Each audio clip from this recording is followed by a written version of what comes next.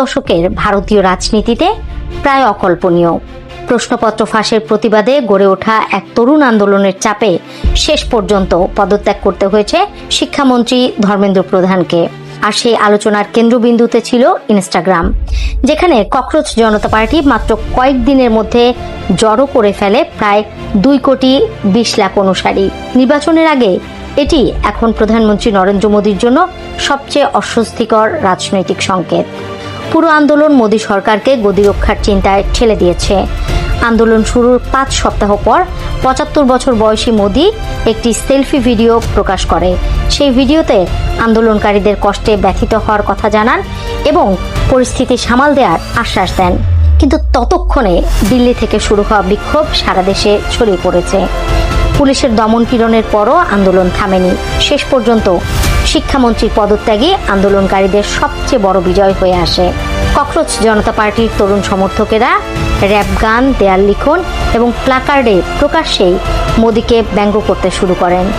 এমন দৃশ্য গত 1 দশকে খুব কমই দেখা গেছে। লন্ডনের SOAS বিশ্ববিদ্যালয়ের অধ্যাপক সঞ্জয় শ্রীবাস্তবের মতে, আন্দোলনে অংশ নেওয়া অনেকেই অতীতে মোদীর সমর্থক ছিলেন, কিন্তু এখন সমাজের বিস্তৃত অংশই সরকারকে প্রশ্ন করতে শুরু করেছে। বিশ্লেষকদের মতে, মেডিকেল ভর্তি পরীক্ষার প্রশ্নপত্র ফাঁস কেবল একটি উপলক্ষ। এর পেছনে রয়েছে বেকারত্ব, ভবিষ্যৎ নিয়ে অনিশ্চয়তা এবং কৃত্রিম বুদ্ধিমত্তা চাকরি কেড়ে নেওয়ার আশঙ্কা। রাজনৈতিক বিশ্লেষক অমিতাভ তিওয়ারির ভাষায়, প্রশ্নপত্র ফাঁস কেবল একটি সূচনা বিন্দু।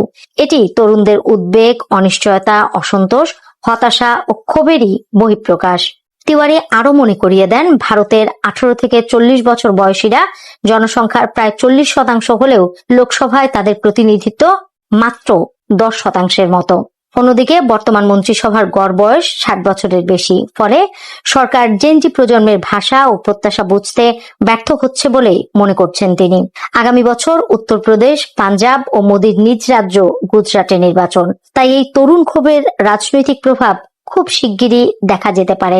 আর যদি ককরোচ জনতা পার্টি ভবিষ্যতে রাজনৈতিক দলের রূপ নেয়, তাহলে 2029 সালের জাতীয় নির্বাচনেও তা বড় ফ্যাক্টর হয়ে উঠতে পারে।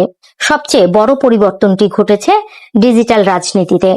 বহু বছর ধরে বিজেপির শক্ত ঘাঁটি ছিল এক্স ও ফেসবুক, কিন্তু জেনজি এখন রাজনীতির ভাষা বদলে দিয়েছে ইনস্টাগ্রামে। সেখানে বিজেপির অনুসারী মাত্র 1 কোটি, অথচ ককরোচ জনতা পার্টি কয়েকদিনের মধ্যেই সেই সংখ্যার দ্বিগুণের বেশি সমর্থক জোগাড় করেছে।